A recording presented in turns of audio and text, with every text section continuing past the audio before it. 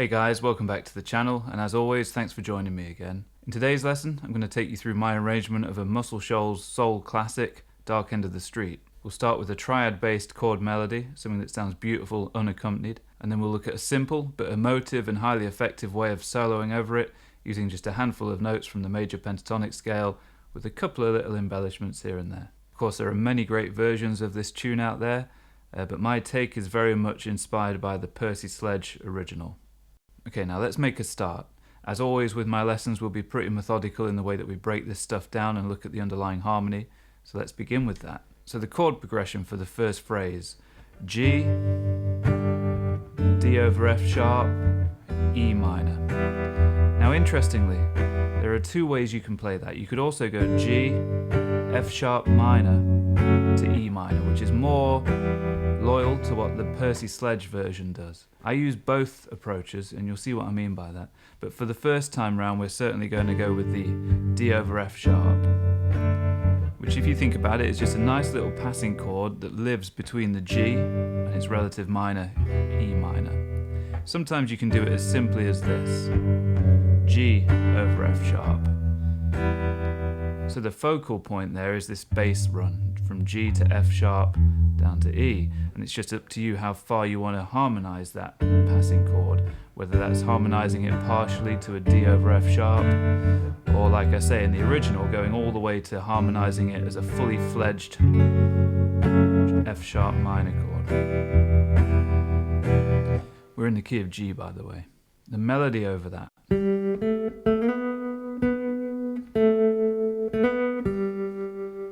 Simple, right? All from the G major scale. Now we have to find creative ways of combining some of those chord structures with that melody. And the general rule with chord melody, as you'll know if you've seen my jazz chord melody videos, is that the melody should remain as the highest pitch, because it's kind of the thing that takes our attention the most. So we want to keep the melody on top and just support it with chordal structures underneath. So we start off with this. Beautifully minimal. What we're ending up on here is essentially a G major spread triad. The root, the fifth, and the major third, which is the melody note. And then we go to the D over F sharp. And we, again, just very minimal. We're only using 3 strings here. Partly because of the melody being on the G string and we don't want to put anything above it. That passing chord along the way, just to point out, I'm finger picking this. Of course you could use a plectrum or hybrid pick, whatever you prefer, but I'm doing one of these little peels that I often talk about, where you roll through the strings in ascending order. Then for the E minor, we're letting things hang here. Make sure that nothing gets blocked. You know, open strings that are ringing out have to remain ringing out. So what we end up with there is an E minor. We've got the root again, and then the flattened third on the open G string. Pretty sweet. Now,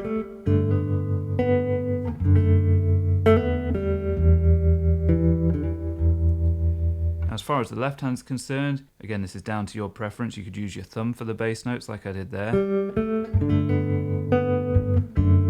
or you could use one of your fingers.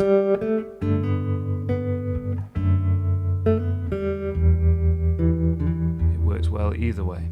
And by the way, this little hammer-on we add is just a small little bit of expression in that space where the vocal melody would have finished. It's always nice just to add things like that. Now we're essentially going to go around that same phrase again, but we're just going to build things up a little more so they sound a bit more dense. We're sliding in this time to the major third and the root, and we're also keeping the root down in the bass. I'm doing that with my thumb. That's optional. You could easily just play it that way if you prefer. And then same here. We've got this double stop happening here. The root and the minor third. Back to the E minor again. And then in that space that we mentioned last time, we might want to fill with some form of expression or a response to the phrase. We're going to use a E minor blues scale kind of fill. Kind of a Hendrix-y type of thing. Oh, and by the way, this is all neatly typed out in tab and notation in Guitar Pro and PDF formats if you want to get hold of the materials. Oh, and of course I've included my backing track in there as well. And for those of you using the Guitar Pro desktop software, I've synchronized my audio track in with the score, so it follows along nicely. For just 10 quid a month, you can join my Patreon community, which will give you access to all of my lessons. That's hundreds of them by now. Or you can use the Gumroad link if it's just this one lesson in particular that you want to get hold of. Either way, I really do appreciate the support that you show me for the work that I do. I really pour my soul into these pieces, and it means a lot to me that you guys dig them. So a quick overview of a phrase like that. We're thinking shape 2 of an E minor pentatonic. Tying down into shape 1. Now with the blue note added, the flat 5.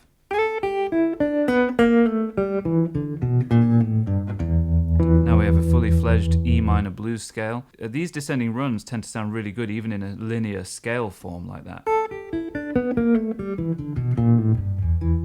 But we make a point of getting 2 notes together here. That open E string on top gives us a nice ringing sound against this unison E note on the B string. And here we have one of those little trill things where you've got a hammer on, a pull off, and another pull off to the open string. And then down to the root. Then hammering on, back up the scale. Now we're on to the chord change to G here. We don't play the bass note, in fact we let the bass player take care of that and we just play the top. Clearly see a G major triad there in first inversion. Then the chord changes to a quick C followed by a quick D, and we follow suit. This is the top 2 notes of a C major triad now. Hammering on to that major third. Again, this is 2 notes we're playing here. We're keeping that top string ringing at the 3rd fret. And then we go one of these country bends that doesn't sound too far out of its comfort zone in soul. There's a lot of overlap in these styles, and it's kind of just your imagination that's going to limit you or not limit you. I would try and apply everything you learn to any style really and just be tasteful with it. So this is one of those bends that again is a very clear triad based thing. We can be seeing this G major triad here, but instead of fretting the 4th fret of the G string, we're bending the 2nd fret of that string up to that pitch. And then coming down and going to the open string, which of course is the root. So all G major triad stuff there. And then just a little bit of picking to keep things ringing. And then we play a little pickup run into the C chord. Now what we do on the C chord is pretty sweet. It's like a C6. The melody is the 6. And we're going to just slide into it from a semitone below. Again, it's important to try and keep things ringing out. And now after those 2 beats of the C, we have 2 beats on a D chord. Again, which we go up to this D6 kind of sound. So we're grabbing a D major triad, root, 3rd, 5th, on strings A, D, and G, and then picking again and sliding up. This could be a little bit tricky if you're not used to trying to fit your fingers into tight spaces. But slide along here without killing this already ringing underlying structure. And then we go back to a very simple G major chord. In fact, I think I just played the 2 G notes, 3rd fret of the low string and the open G string. Sounds nice when you kind of lazily slide back down towards that area. It's just another way of adding some simple expression. Now for those 2 beats of G, we're just letting this ring, and then we have 2 beats of C, and we play a lot like what we did before, but this time without the 6th. Sliding in from a semitone below, and then completing the C major triad, root 3, 5, and then back to G, where this time again it's very simple, but the melody is the D note, so we don't want to put anything above it. So I'm picking strings E and D, the root and the 5th, and then we go off-piste here. Fill in, we climb up an octave first of all, just to give the melody a little more presence. Put in one of these little typical blues fills in, where we hammer on from the minor to the major 3rd of the G chord, and then grab the top 2 strings of that triad, again that shape that we've referenced a few times now, and then we follow the melody on the top string, and we coincide it with the change to that C chord. Just to walk you through what's happening there, this this is that typical kind of brown-eyed girl thing that's very common and beautiful sounding, where we're thinking of this G major triad and this G major triad, hollowing out the middle, so we end up with these sixths, and then just filling in the passing chord that lives between them, which might be an A minor, but we're not thinking that deeply about it. And then sliding in here from a semitone below, again just to add some very simple expression. And then, like I say, the chord goes from a G to a C, so the next melody note, the G note, we have to recontextualize it and include it as some kind of a C major triad, which luckily for us it's the fifth of that. So root, third, fifth. Another sip of cider. And then we go up to a D chord where we simply slide that same triad up 2 frets, and then the melody again is that sixth. Beautiful thing to add, the sixth. You know, this is why the major pentatonic works so well in this style, because that scale contains the 6th degree, and the sixth is a bit of a calling card of this soul style, as it is in swing music as well. And then resolving back to a G major. Isn't it beautiful what you can do with triads? C, D, G. Rather than just playing, we're now harmonizing it.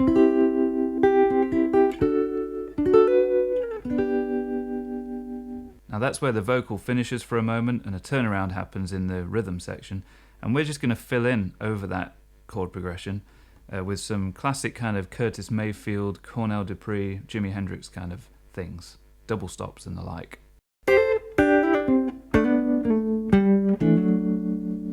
Now if you've not seen my Triad survival guide, do check it out, because we pretty much talk about that exact phrase and how to move it around through a cycle of fourths, which is kind of what's happening here in some way.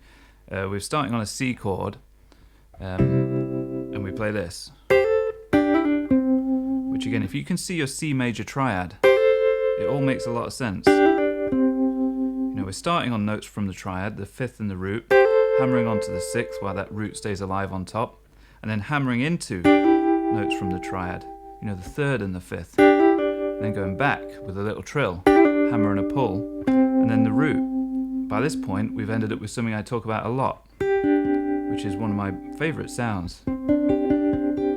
sus2, C sus2, beautiful, right? And then the chord changes to G, so we follow suit. Same kind of thing on G. You know, this little move we did here on the C, if we moved that down to G, we'd have this. Only instead of moving position, we're just going to move string set to do it. So we're hammering onto the major third, while the fifth stays on top. And then we get a little bit bluesy by introducing the minor third as a pull-off to the 2nd degree. And then there's that root again, so again that sus2 kind of thing. And then D major comes along, and look where we are. We can just hammer into a D major triad. Beautiful, right? Very Hendrixy, that. Hammering from the 2 to the 3 while we keep the 5th and the root on top.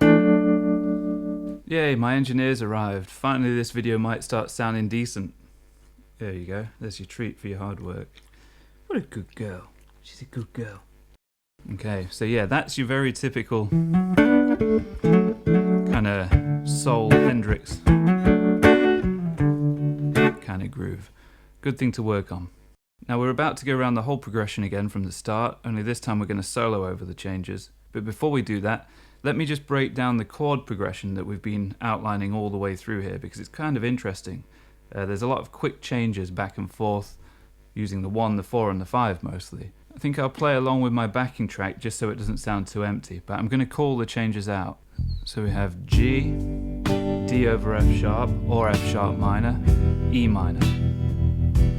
Same again, so that's the 1 with a little passing chord down to the 6th, the relative minor. Back to the 1, then to C, followed by D, back to G. Back to the C, which is the 4 chord by the way, then D, that's your 5, back to your 1. Then the 4, back to 1,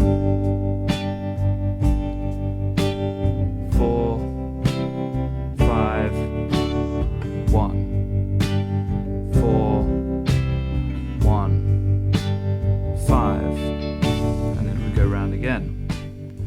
So that 5 is like the turnaround at the end there. Kind of a cool progression, right? Gets a lot of mileage out of just a handful of ingredients. That whole fast movement from a 1 to a 4 is kind of a country sounding thing to my ears. You hear it a lot. That kind of sound.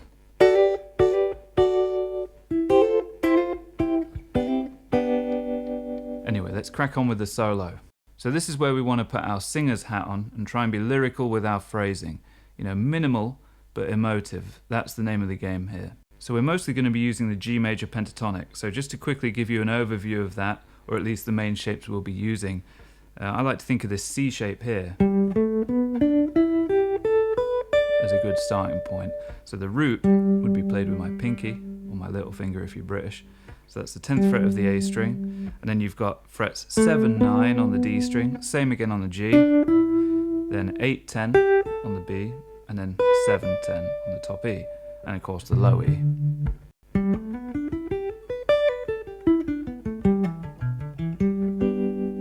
So it kind of frames this C-shaped G major chord. And a big part of lyrical phrasing is the use of repetition to create little miniature musical motifs that when we hear them time and time again, we start to see a bit of a pattern. You know, it's like conversation. There's a natural rhythm and a natural syntax to this kind of thing. So that's the first phrase. That 10th fret of the top string, and then a pre-bend from 10 on the B, and then go down to the 8th fret. And then we go back to that 10th fret of the B string and do a quick little double bend. Full step, let it release. Full step again. That little release is very fast. You almost don't notice it happens. And then we play another little pre-bend. Maybe not a full step this time, actually, thinking about it. We want to go a bit less, half this time, to give it more of a bluesy flavour. That's a very easy thing to play around with, by the way. The distance of your bend can go from polite, where it's reaching the exact pitch of a chord tone, in this case, the major third of G. Or you can go a bit more bluesy by purposely going lower. And you can mess around with different distances, you know, things like halves or quarters. You don't have to be mathematical about it, but just trust your ears and go with some kind of a flavour there. It gives it some vibe. And then the chord is E minor at this point, or it's about to be on our next beat, so we play this, which makes a lot of sense. You know, visualise an E minor triad. We're ending up on the root and the flat 3, courtesy of a little hammer-on from the flat 7. Now we're about to repeat that first phrase again, or something similar anyway, but we do a little run-up to it, so we're just kind of embellishing a little more this time, putting more on the front end, which is just major pentatonic again. And then back to... Again, using G major pentatonic, but being very expressive with our bends and our vibrato and our pull-offs. And then a little hammer-on with a late kind of full bend.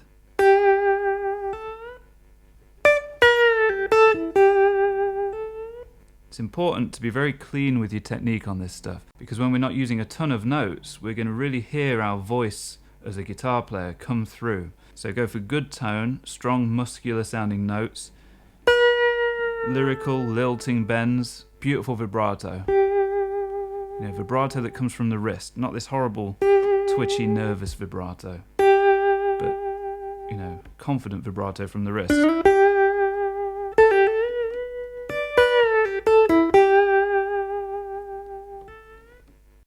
Now we move into the next part of the chord progression.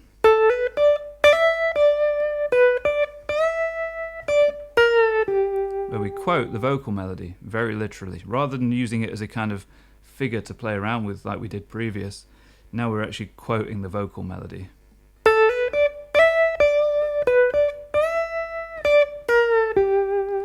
And then we go a bit bluesy here, we do our own thing with it, kind of guitarify it. And tie it in to where the melody goes next. This is a G minor pentatonic run. Tying in to the chord tones that coincide with the landing of a C chord, the major third hammering from the minor, and then the root on top. It's that sixth again. Brown-eyed girl strikes again. This little run, this is all just from the G minor pentatonic scale. A good full bend there on the top note. This would be the A shape. And we're starting on that top note of that shape with a full bend. And then when we get to the minor third, we tweak it a little bit, kind of hinting at the major third. It's that grey area that I always talk about with the blues, where you can switch on a dime, like we've done. Major pentatonic, minor pentatonic. It's a great little to and fro kind of fine balance, really. And it's all about how you hint or don't hint at the major third. And then, once we get down to here, like I say, we're tying into that C chord. And then we simply follow the changes up to the D chord with the same little shape. And then, melody. Back to that G root note to coincide with the change back to a G chord. And then we get back into another phrase that's very much in that Muscle Shoals Soul style of double stops and hammer-ons. Think Steve Cropper, Cornell Dupree, Curtis Mayfield, Jimi Hendrix and all that stuff. So over a C chord, changing back to a G chord. That's the scenario here. Hammering on to the top of a C major triad. Again, it's very important that you can visualize these structures so you can easily find things and relate things, so you can remember them for use later on down the line. In other keys as well. Move this stuff around. If you don't define it, you won't remember it. This is kind of a neat little thing over the C chord. Again, thinking of a triad, right? C major triad here, just hammering on from a neighbouring scale tone, the seventh in this case, to the root. And then go back and just climb down this scale, which is really like a G major pentatonic, to give it the correct context here for our key, which is G, but it's also the same kind of thing as a C major pentatonic pretty much. And then the G chord comes along, and we're already in the right place, so we just simply lay the first finger flat and pick up the root note here as well. And then again, just like we did a few bars earlier, we're going to interject here with a bit of a lead fill, using mostly minor blues scale stuff. And we're going to play this. You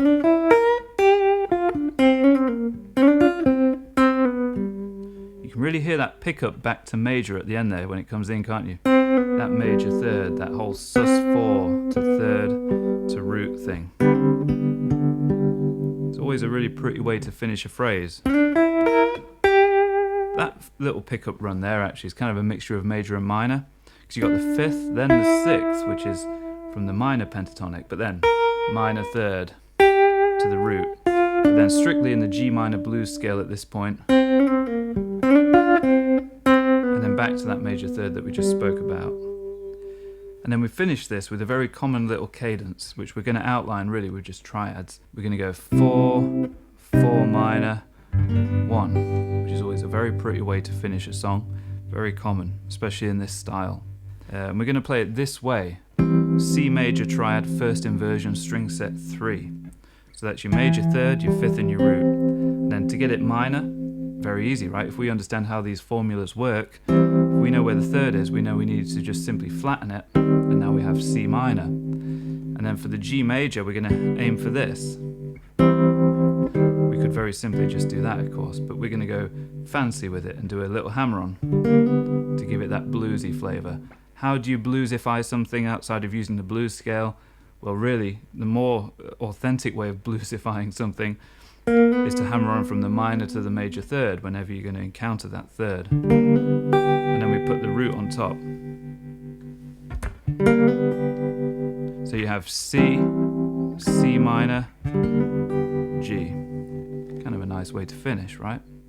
And there we have it, an arrangement of a soul classic, one of my favourite soul tunes. Definitely listen to the original, try and get the vibe of it, and infuse your playing with that energy. It's like a language, you've got to hear it a lot and immerse yourself in it to then be able to reproduce it yourself. So aside from learning two ways to navigate a beautiful piece of music, one is a solo kind of chord arrangement style, another is more of a solo you would do over a backing track or a looper or a band. What else have we learned? Well, we've learned that triads are so important, right? That they're a way not just to play things, but to navigate and to remember things. They are your roadmap after all. I mean, imagine trying to find your way around a country with no landmarks. Okay, so a little bit of gear talk just to finish off. This is my 1964 Gibson ES330. It's probably my favorite hollow body guitar at the moment. I just love this thing. All original, aside from the tuning pegs. The old ones had kind of perished. The pickups sound awesome, and I was on the neck pickup the whole time here with the tone and volume all the way up. I was plugged into a Cali 76 compressor pedal, which I use very sparingly. I have the dry turned up really high on it, so there's barely any compressed signal coming through, but it's just enough to kind of control some of the transients a little bit. And especially when it comes to using a purely clean tone like we have today, it kind of just helps glue things together a little bit. For the trem, I'm using the Jam Pedals Harmonious Monk, and I'll do a screenshot here of the settings I used. And then I went straight into my Lazy J20 amp. I didn't use any reverb in my signal chain at all. In mixdown, I put a tiny bit of room reverb, barely anything, on the guitar, because I wanted it to sound quite dry, and I wanted you to really be able to pick up on the finger attack, you know, with the picking hand. I think it sounds more intimate sometimes that way. Reverb, of course, by its whole design, it kind of gives the thing a sense of being in a deeper space. Sometimes you kind of want the guitar to sound like it's kind of next to you, whispering sweet nothings in your ear. And for those of you who are sticklers for details and on that commendable journey of absolute truths, I wasn't using my Lazy J20 in this lesson portion of the video. I was using my 64 Fender Bassman amp. Whichever way you cut it, it's not a bad option, is it really? I have to pinch myself sometimes that I even own this stuff. The strings on here are 11 gauge Diodario NYXLs, and I recorded the amp through the Universal Audio aux box, and I think that about covers everything. So yeah, remember that you can get hold of all the lesson materials for this at the links in the description. I do put a lot of effort into those. You know, you get note for note transcriptions of the pieces, plus backing tracks and all that stuff. So yeah, do check them out, and also make sure to like and subscribe to my channel. That's a big help. And nowadays we have that hype button, so do hit that. I have no idea what it does, but I'm sure it's good somehow for me. Yeah, and I'll see you guys again next time for something completely different. Oh, and do comment as well. Let me know what your favorite soul tune is from this era. So a lot of requests there from me. You know, feel free to ignore all of them if you want. I won't blame you. And I'll see you again next time. All right, cheers. Goodbye.